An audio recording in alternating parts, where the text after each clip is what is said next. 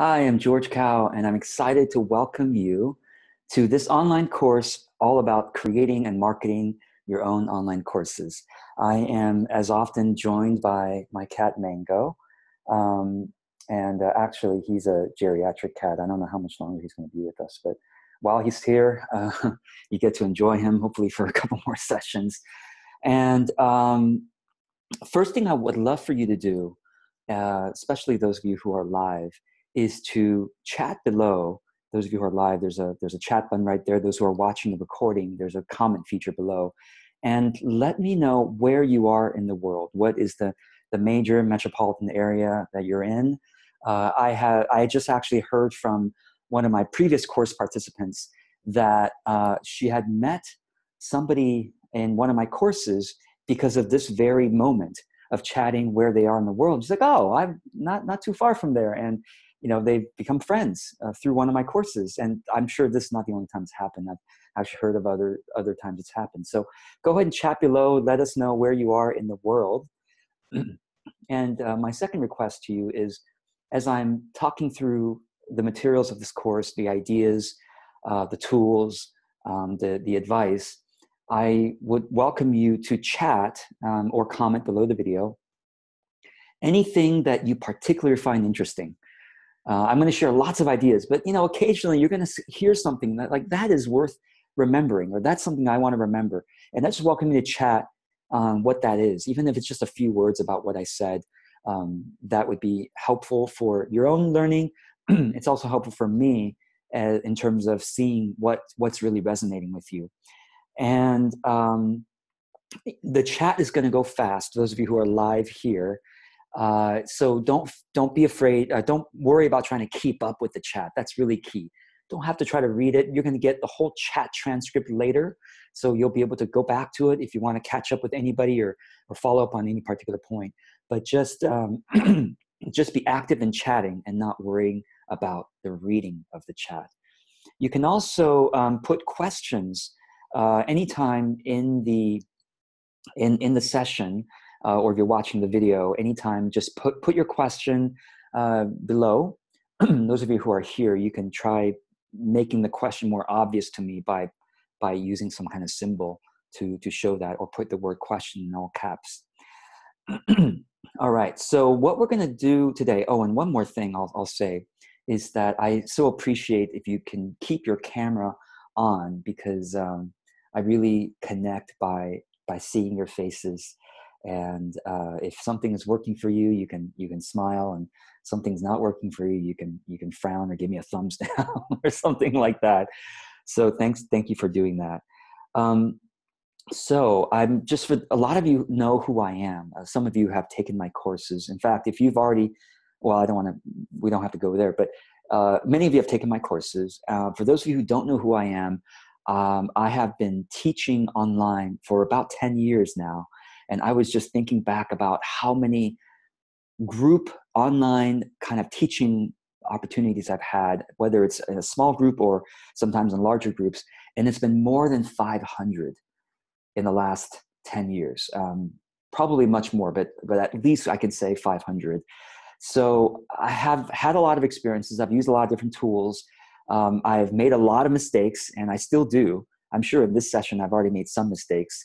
And that is one of the first lessons, is that there is no such thing as becoming the perfect teacher and then launching your online course, right? Or creating the perfect online course and then finally marketing it. The biggest lesson I've learned, one of the biggest lessons, is that we teach as we are imperfect. The reality is that we are always imperfect. There is no perfect, because when you get to perfect, that's when you've stopped learning. That's when you no longer believe there's anything more to learn, which is not true in any field. So we are always imperfect when we teach. And there is always something that students can learn from us. I'm sure some of you may have maybe even more teaching experience than I do, even online teaching experience, but you're going to learn something from me. And some of you are brand new to this. You've never taught online. So no matter what group you're talking to, they can always learn something from you. And so don't be afraid to teach. Don't be afraid to just share what you already know, because what you already know is going to be valuable. And even if what I'm saying you already know, it's good to be reminded. That's one of the purposes of online courses, is to be reminded of what is useful and continually be reminded and important. All right, so I would love to know, and feel free to, those of you who are here, to keep chatting where you are, where you are from in the world, where you are right now, and see if there's anybody else here who is in a similar location as you. All right.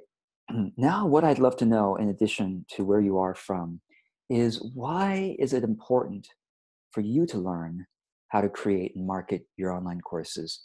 I have some guesses, but I'd love to see your real-time answers on this. So feel free to go ahead and comment below the video and let me know why it's important for you to learn this.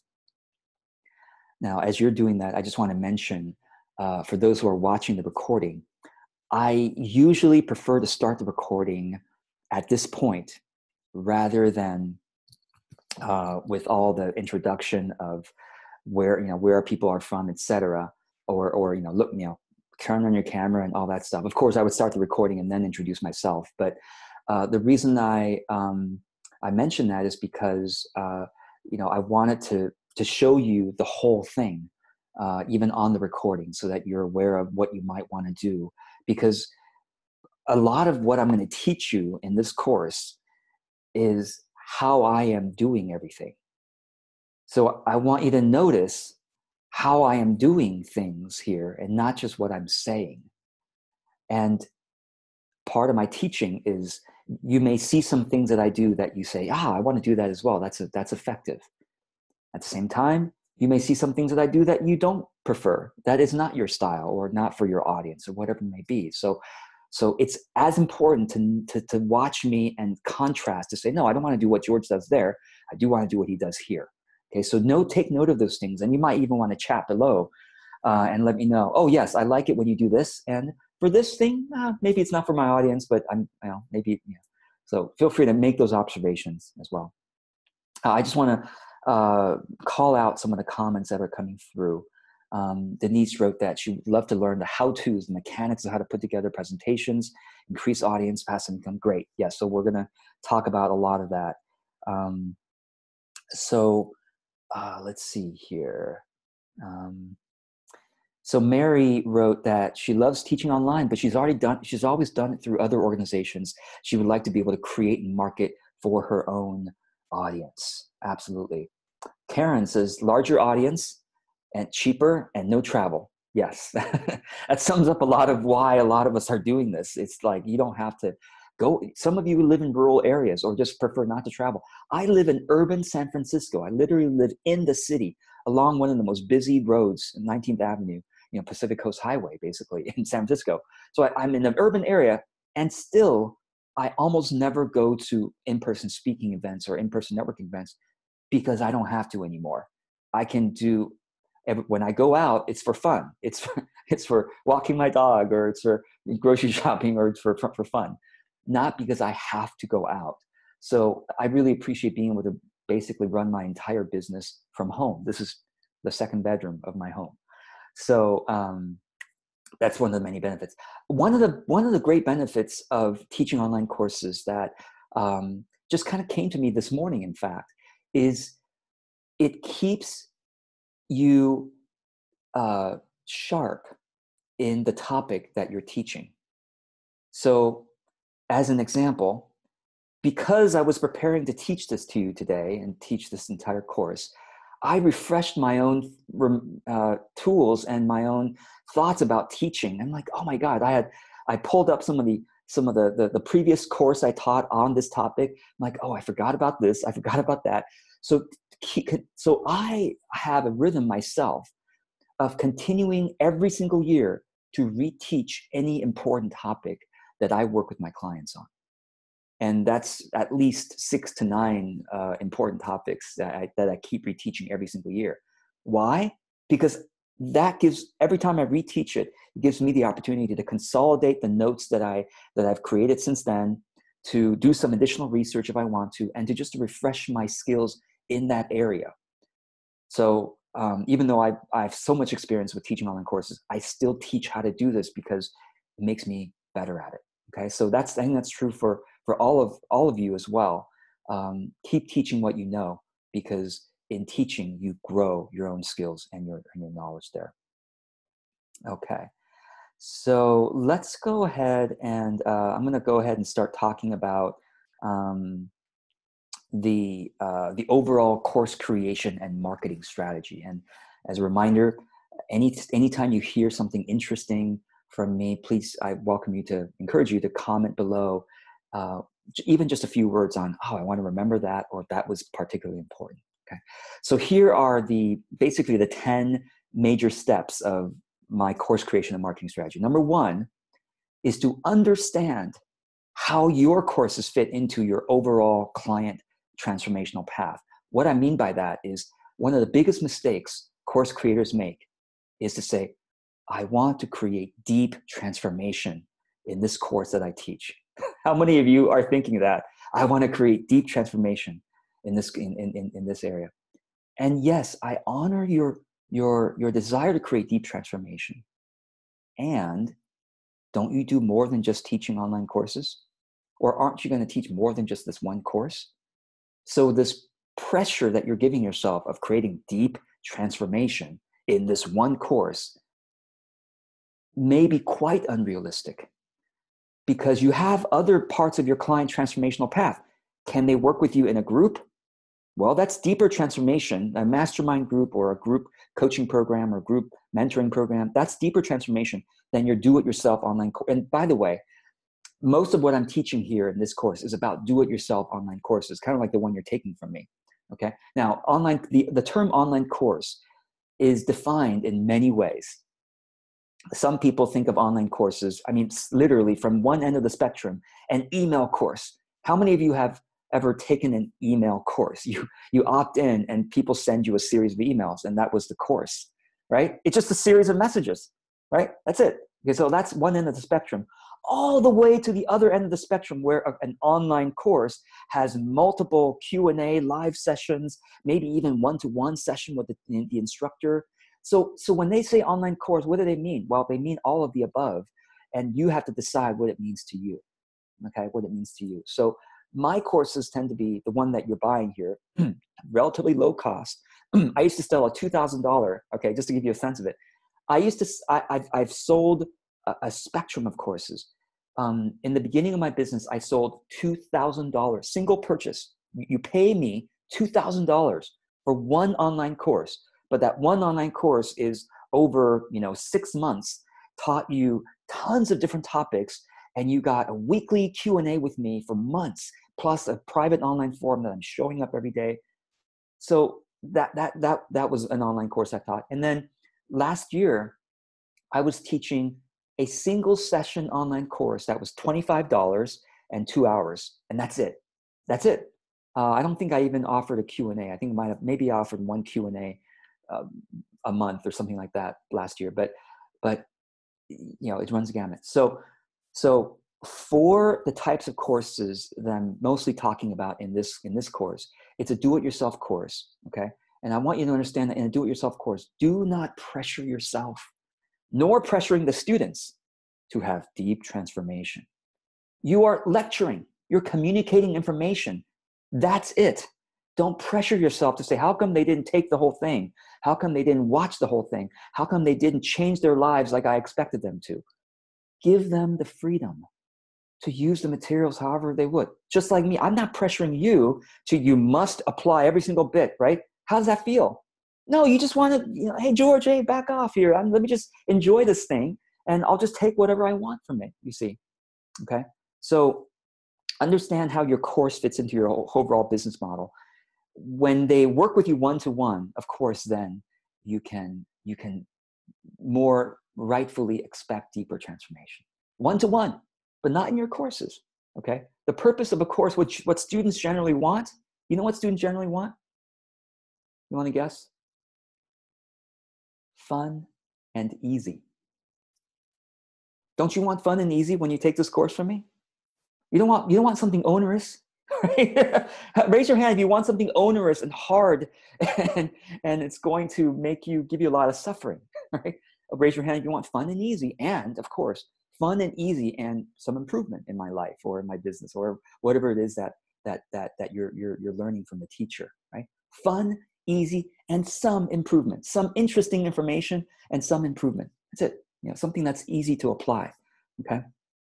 So, okay, number two, the part of my strategy is to understand how any one particular course fits into the overall catalog of courses.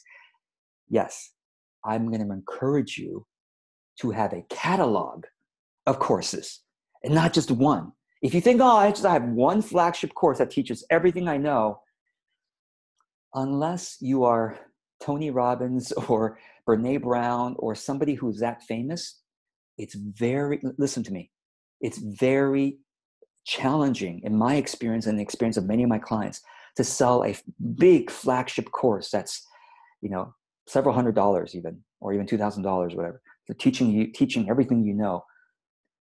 The work that you need to do is to learn how to chunk things down so that you go, no, I'm willing to just have this chunk as one course and this chunk as one course. To be honest with you, even this course should be really 2 or 3 courses. So I myself am learning that learning that principle.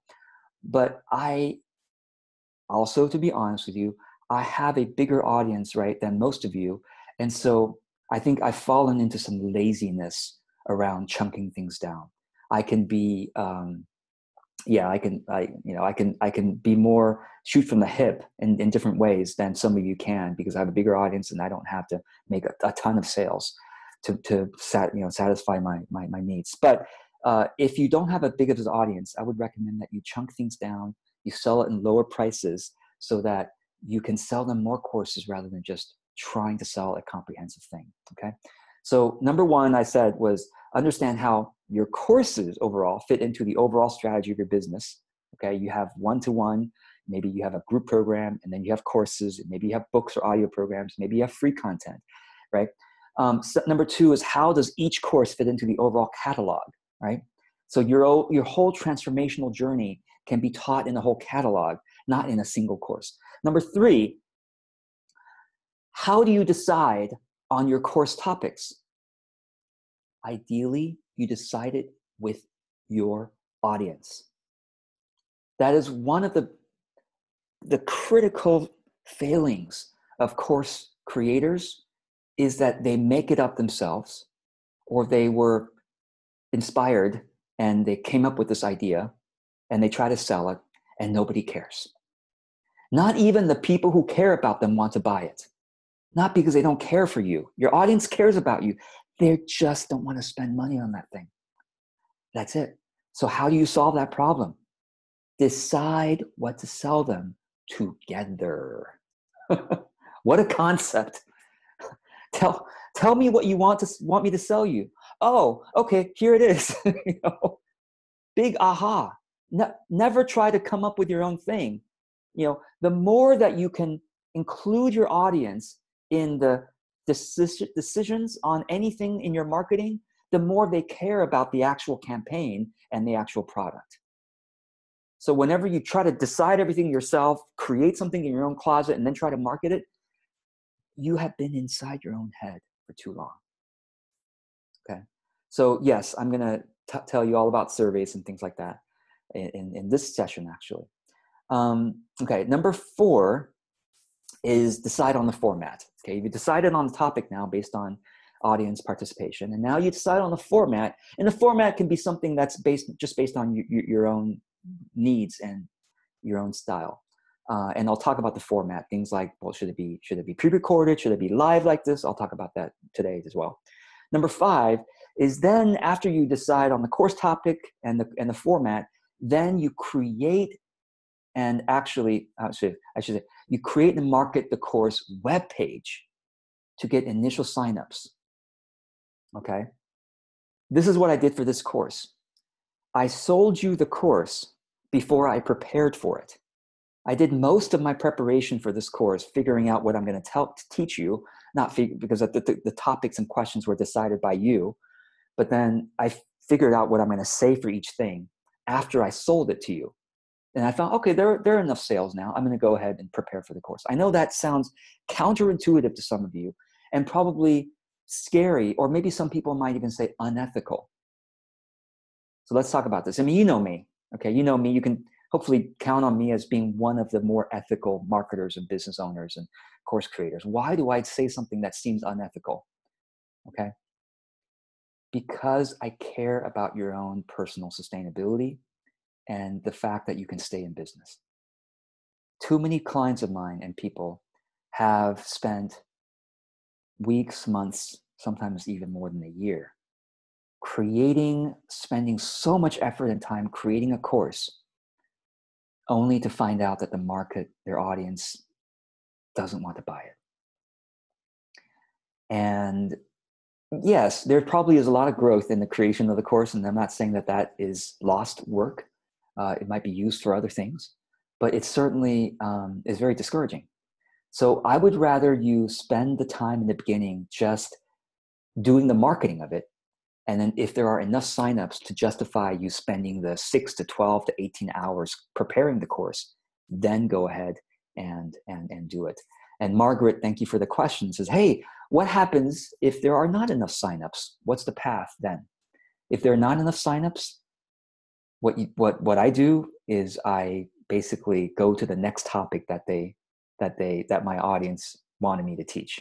And I do the same thing. So I spend relatively little time in the initial stages marketing the thing. I don't spend 30 hours coming up with a web page and marketing it. I spend 2 hours basically coming up with a web page and marketing it. Maybe not even 2 hours. Yeah, I would say 2 hours is about right.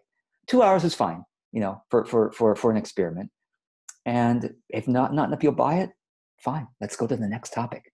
It's not that they will never buy that topic, but I may need to go back to the drawing board and sleep on it and figure out a different way to frame it. But I will just go to the next topic. Because generally speaking, it's not the title. I know a lot of you are really into, oh my God, maybe the title isn't good enough. Let me tell you a secret to 10 years of marketing. If the particularly courses, I've been marketing online courses for 10 years, not just mine, but everybody else's too. If it's not the title that's not selling, it's the topic itself. The topic itself can have very different titles. It could be really, really clever title, really, really basic title, like how to create and market your own online courses. I prefer the basic titles, but titles, a good title will amplify the number of sales. It's a multiplier, but it is not the basic number. If you're getting 0 sales and you've got an amazing title that you paid $100 to a copywriter to come up with, what's 100 times 0? 0. A great title does not save a course. A great topic will save a course. A great topic can have a terrible title and still make enough sales. And of course, when you put a great title on it, then it might multiply the sales by 3 to 5 times. But if you're not getting initial sales for a topic, it's not you and it's not the audience, it's the topic. Okay? So with a good topic, all you need to do is whisper and people go, oh my God, I got to sign up for this thing. Even though the title was like kind of weird, but I kind of got the idea that that's a topic I'm interested in. Okay. And the other thing about why courses aren't selling is, and of course, Margaret, thank you for that question. Well, if let's say 2 people signed up and for you, it's not enough to prepare the whole course, refund them. Okay. Actually, let's talk this through a little bit. What I would recommend is that you offer store credit. Stores do that. It's a smart way to go. Instead of refunding you, they give you store credit, right? Why? Because they would prefer to keep the money and sell you something else that you want. So if it's possible, give store credit. I mean, don't call it store credit, but just say, hey, you know what? I just didn't get enough signups for this course, but I'm going to try teaching the next topic, which is this. Would you like this topic, or would you want to apply the funds to working with me one-to-one or in my group program? Or if you prefer, I can just give you back the money. Just want to give you that option. People so appreciate that, right? And by the way, university courses are canceled on a regular basis. Have you noticed this? Those of you who have been to university, right, colleges, they do this regularly. No, really. I mean, whether it's community college or sometimes even the big university, they will propose a course topic, Same idea, right? The professor works on the syllabus and works on the, and then if not enough students sign up, they cancel the course. So it's not just me talking about this. It's the universities do this. So, okay. So number 5 was to create and market the course webpage, spending 2 hours to try to get initial signups. Number 6, if there are good enough initial signups, and let me just say, what's the difference between initial signups and total signups? Generally, your course marketing is going to go like this. When you first announce it, there's a bunch of sales, okay, relative to the total sales. And then there's a lull in sales. There's going to be no sales until the final day that you're finally going to teach the course, or the course is going to start, or you're going to stop selling the course, like a final chance, last chance to sign up. And then there will be an uptick in sales. And that final uptick in sales may be greater than the original number of sales. Just remember, there's a U shape. You're not going to get sales in the middle. Just people need excitement to sign up. Oh, something new announced, or they need a deadline to finally sign up. Guess what? Most of you did this, right? How many of you signed up when you first heard about it, or when you finally like, oh man, it's starting, I got to go, right? So most of you probably did this as well. Okay. All right. Melanie mentioned that you might want to add the store credit policy in the course description. Maybe. I don't feel like it's necessary. I mean, we don't want to kind of burden them too much with having to think about this. Well, what about that? What about this? So my recommendation is not to do it, but if you want to, you could certainly do that. Yeah. Everything that you're intrigued by, you think is a good idea, is worth experimenting with. That's my overall rule for marketing and business. Okay. Okay. And Tomar, thank you. Tomar says, yeah, this is why people use incentives such as early bird specials, expiring bonuses, etc. And I've done the same. I've done both. Nowadays, I don't like expiring bonuses because it works. Okay.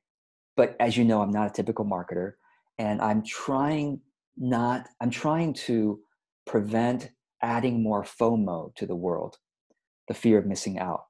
The fear of missing out, FOMO, is actually one of the core marketing tactics that marketers will teach you, because it works, because we're human beings and we fear loss more than we fear anything else, just about. Okay. Oh, I could have had it, but then but I'm trying to not do that. So I don't mind having fewer sales and not using FOMO, but FOMO does get more sales. I just don't think that it's good for society in the long term, and it's probably not good for your brand in the long term. So that's how I yeah. Anyway, so number 7 is to get feedback, testimonials, and case studies after you prepare the course and teach it, obviously. Then get feedback, testimonials, case studies.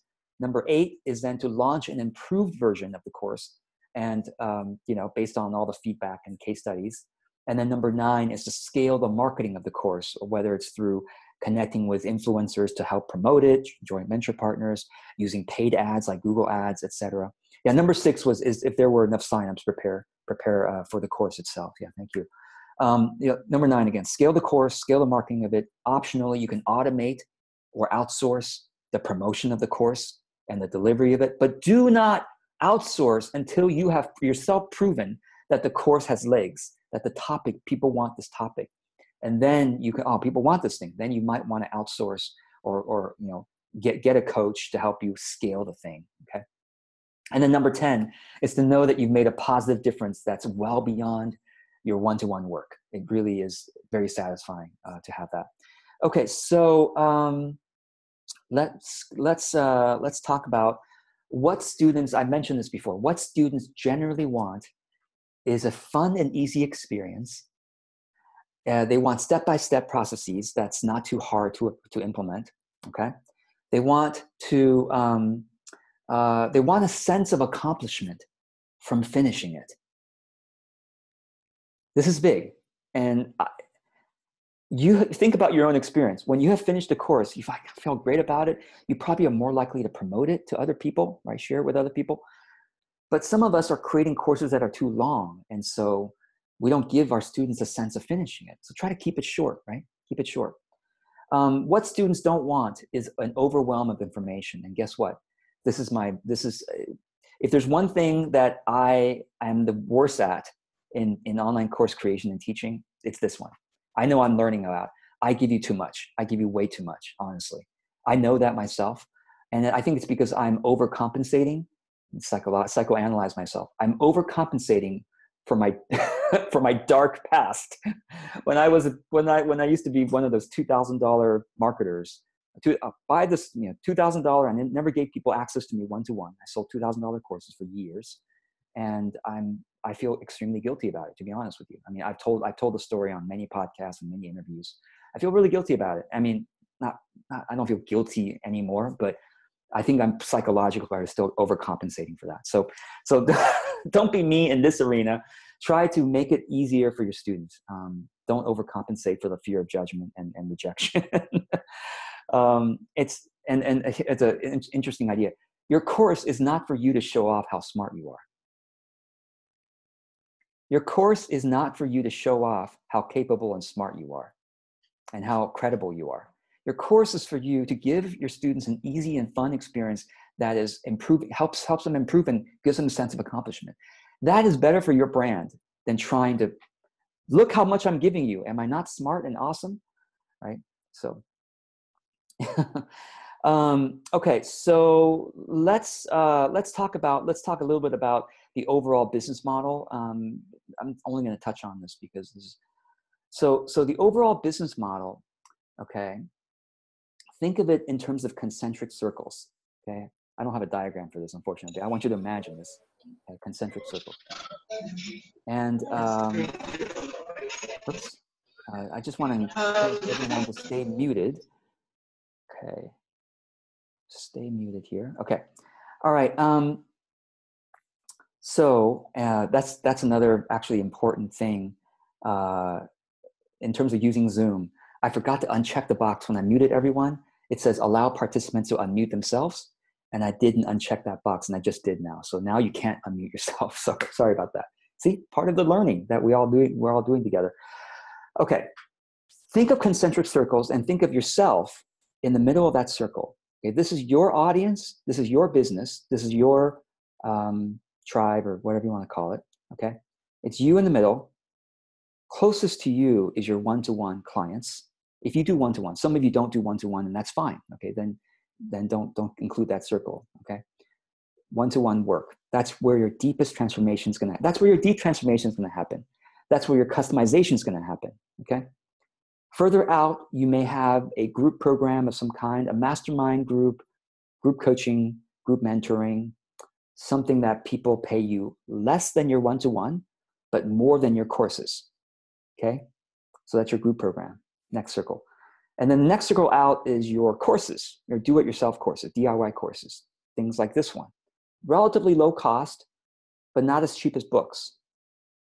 Okay, and not expecting deep transformation. I mean, they might have deep transformation. I'm not saying you don't want to, but you don't pressure on yourself or them to have deep transformation. Further out is your books, your audio programs, your audio books, audio programs, audio meditations, your books that you sell at a relatively cheap price, generally in the $10 range, right? Sometimes less than that, sometimes a little bit more. And then finally, the biggest circle out there is your free content. These are the people who enjoy your free content, enjoy your videos, enjoy your Facebook posts, whatever it may be. So think of that as your business model. So that's where your courses fit in, is somewhere in the middle, not expecting deep transformation like your group programs or one-to-one, and not free, okay?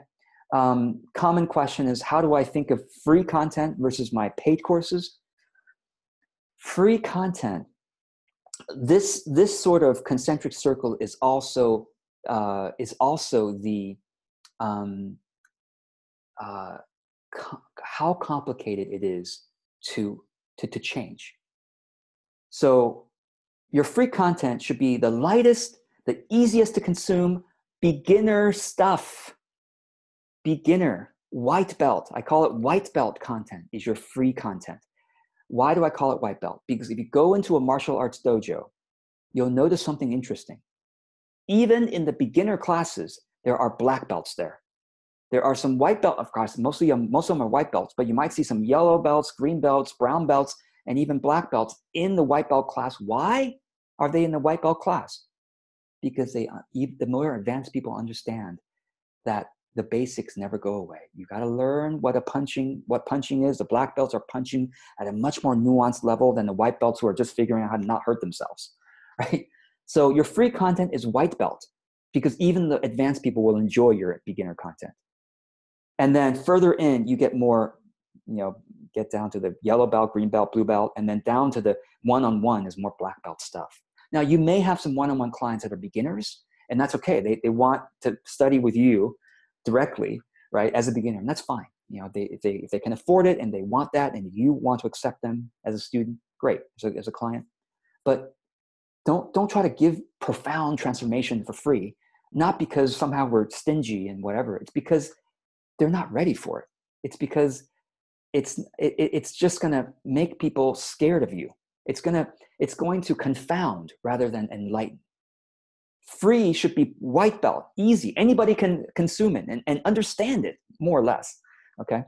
All right, so let's talk about deciding on a course topic. And now what I'm going to do is I'm going to share with you a little spreadsheet that I put together, a very simple one.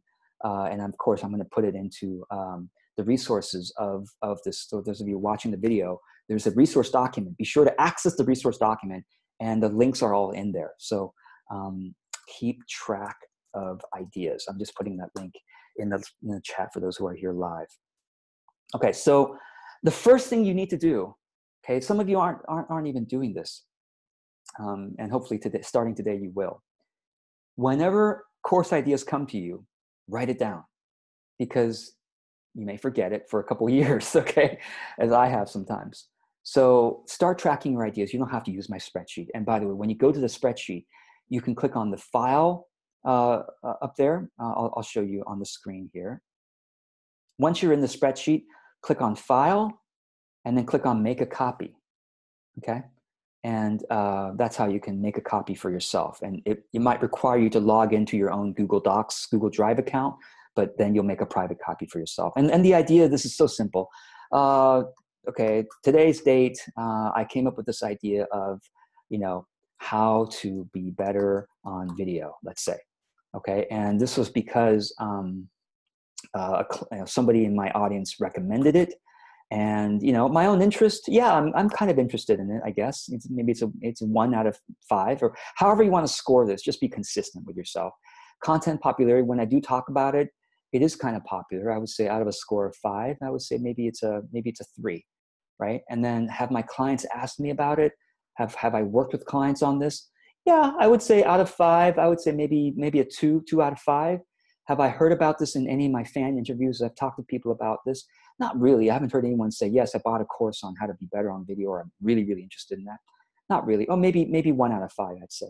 So the score of this is automatically calculated. And what I'm going to do is I'm going to bold that.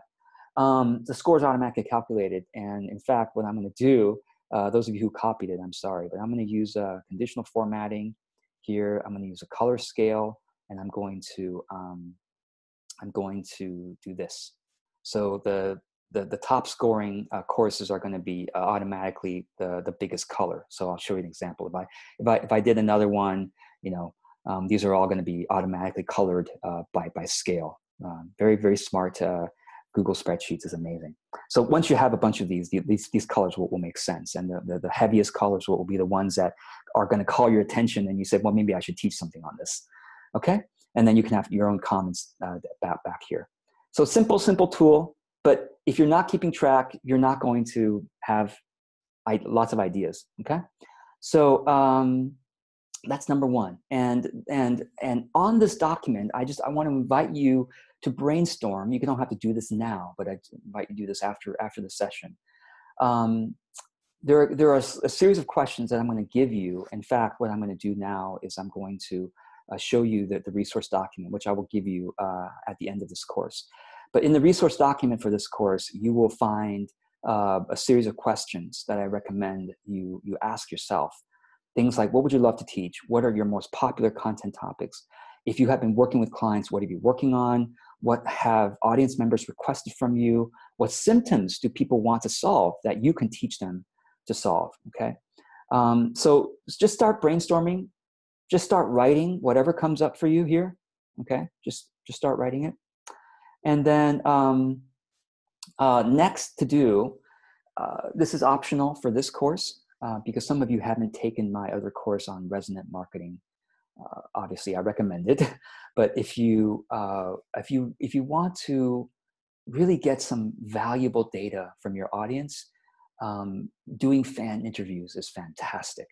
Okay, and I teach the fan interviews in depth in resonant marketing. So take that course if you want. If you just want to get a quick overview of what fan interviews are, you can click on this blog post and that'll give you an overview. And that's not, blog post is obviously free.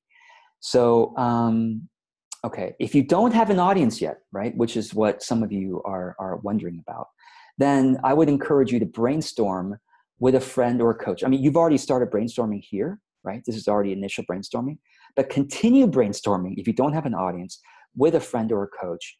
And basically, I like to use a particular mental tool called If Only Three. That's one of my favorite mental tools. Basically, I ask myself, if I can do only three things, what must those three things be? So if there were only three topics related to my business, what must those three topics be? And I just write. I try to write three. And if I have more than three, no, I got to include number 4. I got to include number 5. Fine, go ahead. I'm not stopping you from that. But using this mental constraint of 3 is extremely useful anyway, to me anyway. So here is what's unique for you to teach based on your experiences and some of the questions for you there. Think about your ideal students for the course. Imagine who they are. What do they already know? What would they love to learn? Things like that. Okay. And this brainstorming you may actually come up with multiple courses. And you may come up with courses of different levels. So say, I'm going to do a level 1 on this topic. And then if people are interested, they can do level 2 kind of thing. Okay. Now, some of you who already have an audience, who already has an audience that they can survey? Raise your hand. Okay. So probably I would say a quarter of you, maybe a third of you here. And when I say an audience, I don't mean 5,000 Facebook fans. I mean even just 200 Facebook fans. Okay. If whenever you post on Facebook, you get usually get a couple comments. That's what I mean by an audience. Okay. So what I recommend is to do the following. If you have an audience, here is the process that I use when I really want to get clear on a course topic, and this is what I recommend for you, okay? So the first thing I do is to have an open-ended thread. What would you love for me to teach? Now, I've done this many times in the past, but I couldn't find my own postings about that. So I had to start a new thread last night, okay? Literally. Within the last 24 hours, I started an open-ended thread on what courses would you love for me to teach? And I'll show you the exact thread. Look, this was 15 hours ago that I posted this. And not only did I post it, I also bought a Facebook ad to my warm audience to reach more people about it. So far I've reached just under 1,000 people. Half of them are because of my ad. And I asked them, what courses would you love for me to teach? Anyway, this link will be inside the resource document and you'll be able to click on it and see it. And already within 24 hours, I've already got, half a dozen comments.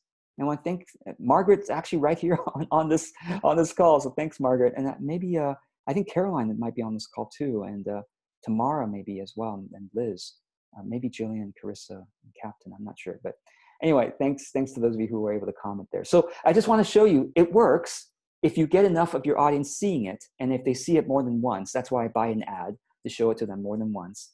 And also, I was this early this morning, I was like, oh no, I didn't ask my other social media audience about this because I posted this on my business page. What about my personal profile? What about my LinkedIn? So I gave you links to where I did that, just so you can see how I requested that. So quick favor to ask, if you have a moment before 9 a.m. Pacific, can you please comment on my link below? I need a few more comments. Thanks so much. I don't know if anybody from LinkedIn, 22 views. I don't know if anybody actually did that, but you might as well ask your other social media following to help you out, okay?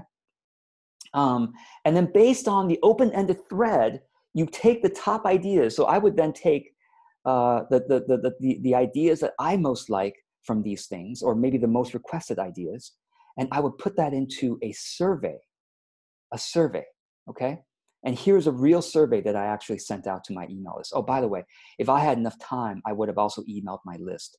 The link, I would have emailed them the link to comment on my Facebook post so that there's more comments here, and that tends to encourage even more comments. So here's a real survey example that you'll be able to click on later. Which of these courses would you buy? I emailed this to my list. This is an actual survey. And I use Google Forms, which is free. You too can use Google Forms. And what I do, I collected email addresses, and then I randomized these questions so that the results are more unbiased. So every time you come into the survey, it's going to be a different order of questions.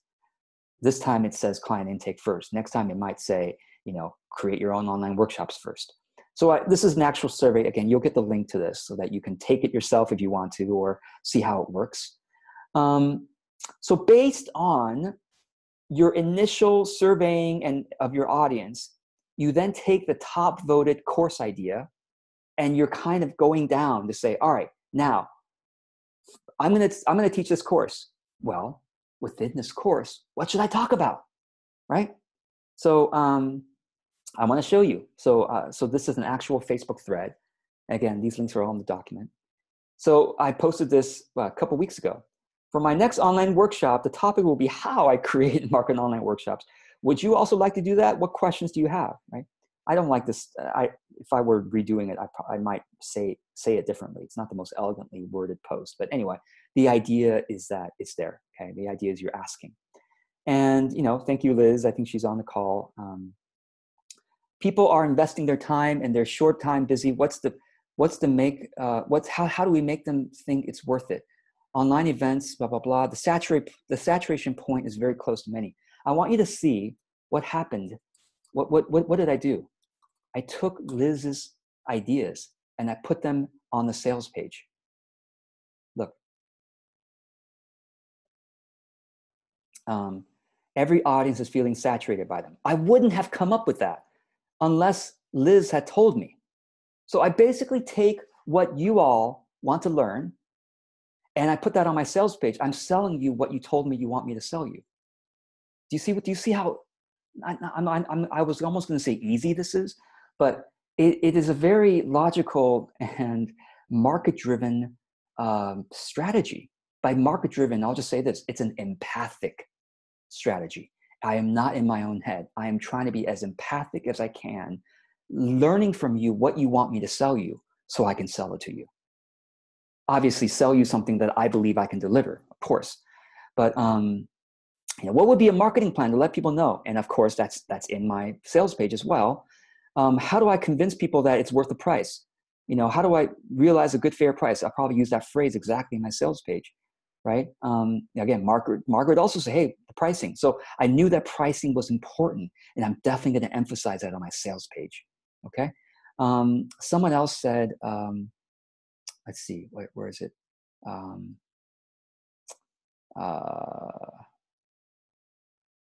Okay, how do I get people signed up without having my own list? So I covered that, right? I covered that in my sales page. I gotta show you here. Even if you have no list, I think I said something. Whether or not you have an audience, I wouldn't have thought to put that until I read Zuzka's comment there, right? So after you have an open-ended thread about the questions of the particular topic, right? We've decided on the topic here. Now we're deciding on the questions within that topic.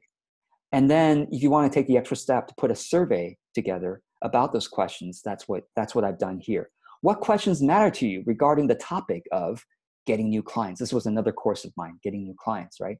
So then I also randomized these questions, blah, blah, blah. I basically took some of the things that people asked me about, and then I put them here for you to vote on, right? So titles, you can also obviously ask your audience about it. I personally prefer to just come up with my own titles because I guess I have particular requirements for myself, but asking the audience is a good idea. Or you can come up with some title options and have them vote on it, right? Okay. All right. So let's see here. I've talked about pre-selling the course already. You go with the audience, you plant the seed, you get them to tell you what they want from you. and you give it to them, right? Okay. Empathic entrepreneurship. And then we start to prepare the actual course itself. You've already brainstormed what you might cover. You already done some of that above, but I want to give you some more ideas, okay? Some more ideas. Again, we're using that mental tool, if only 3. Okay, first of all, be sure to include the questions that your audience want. But then if you need more, only if you need more, you have these additional ideas here for you. And I'll just let you look at this later, and you can always ask questions, but this is a big resource document. Okay, this is an important section here. Once you've gotten a bunch of ideas for what you could cover in the course, remember what I said above. Overwhelm and overloading is one of the biggest problems that students have with learning. So you've got to refine what you brainstorm. And so this is sort of like some of the questions to help you brainstorm what to keep. Okay, what to keep. Don't keep everything that you brainstorm. Okay, so let's now talk about course formats. I'm gonna just take the screen off so that it's not so overwhelming there. And please feel free to keep chatting if you have any questions or any comments on this stuff.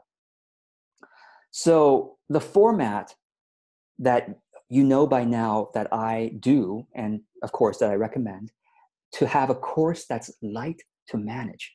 This was a phrase straight from Liz in one of the threads. She says, how do we deliver a course that's light to manage? It's a wonderful phrase. I'm going to put that right in my sales page.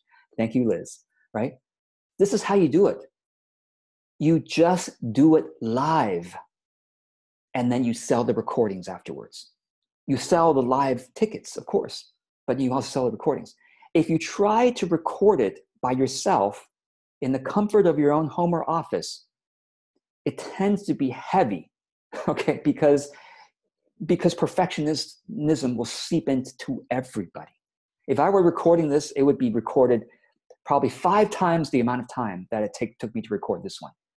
Once you turn on the camera and people are watching you, you have one take. And that is a miracle for making it light to manage, light to deliver. And actually more fun. I mean, to be honest, how many of you enjoy being in front of other people, teaching or facilitating? I think a lot of you do. I mean, a lot of you do. Otherwise, you wouldn't want to be teaching online courses. I know some of you want to do it just privately and then sell them, and that's okay too. It's just that you have to be especially aware of perfectionism if you are pre-recording a course. Okay, so this is my recommendation. Just sell a live event like this and then sell the recordings afterwards as well. Okay.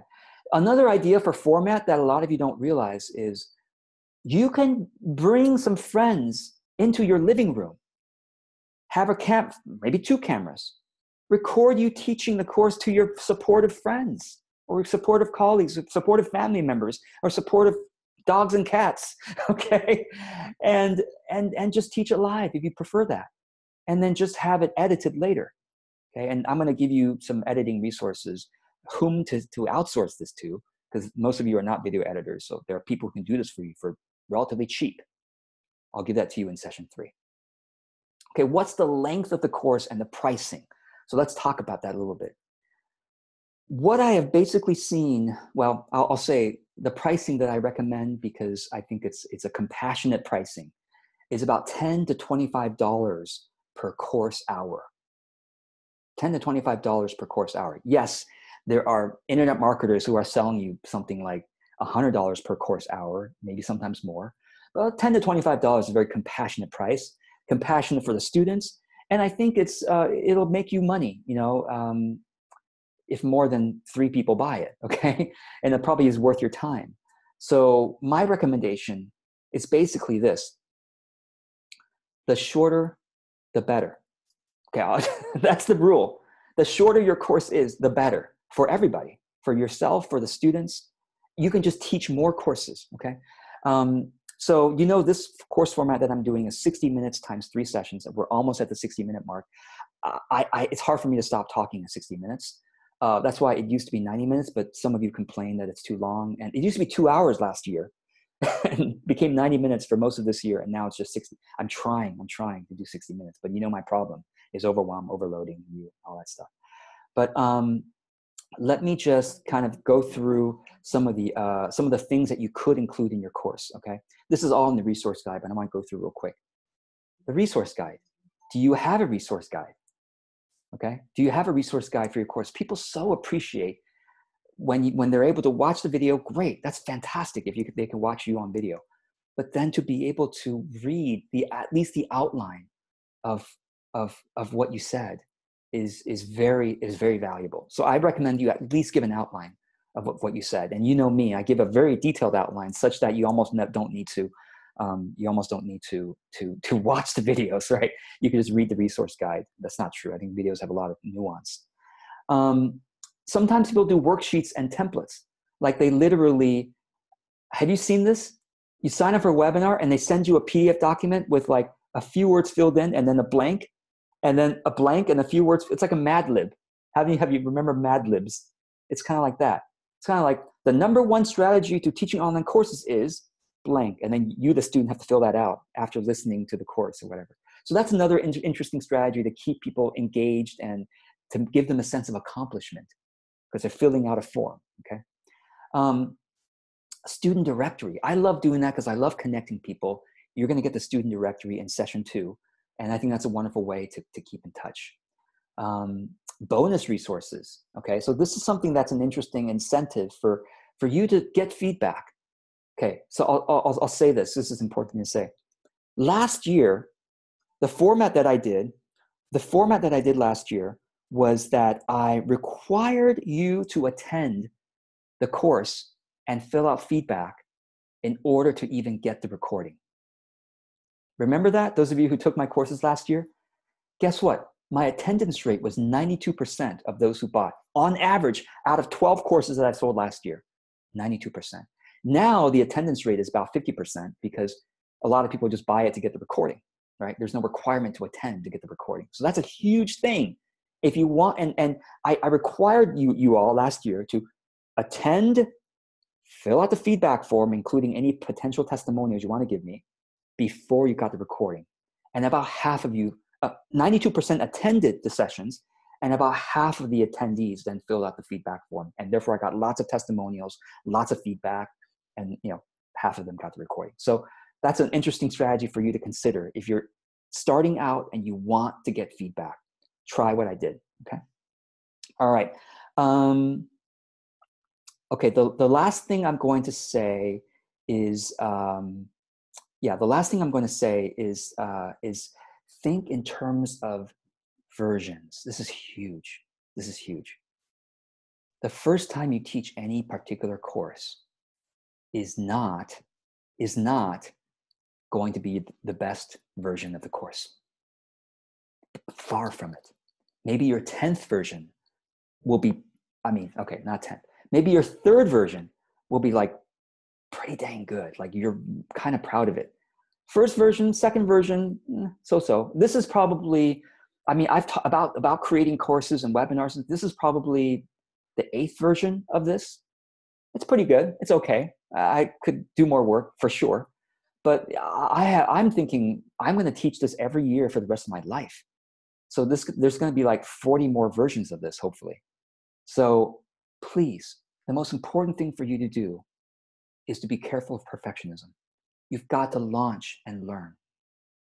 Mantra, launch and learn. Launch as fast as you can. See if enough people buy. If not, go to the next topic. Oh, enough people bought. Great. Sell it. Or enough people bought. Teach it right away. Get feedback on it.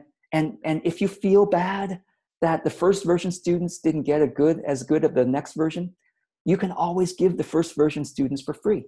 Remember that. You can always give that gift to say, hey, I just created an improved version. I want to give it to you for free instead of having to buy it again. That's a wonderful, bonus. But once you've taught several versions, then the earlier version students should pay an upgrade fee for the next version. So the upgrade fee, well, what should that be? It's up to you, but maybe somewhere around 25 to 50% of the ticket price of somebody buying it for new. Okay, something like that. Okay, one more thing I'm going to say is no. I think that's pretty much it. I think if there are any questions or anything else, we will cover it obviously in sessions 2 and 3. My last thing that I would request from you, of course, is to fill out the feedback form for this session. And I'll put the link in the chat and in the comments below the video. So if you fill out feedback form, you'll get access to the bonus materials, and also let me know how I can improve, even for sessions 2 and 3, those of you who are live here. So I hope you got something out of this. I hope this was interesting. I hope I've saved you, hopefully, at least a couple months of learning curve, maybe a couple years, who knows.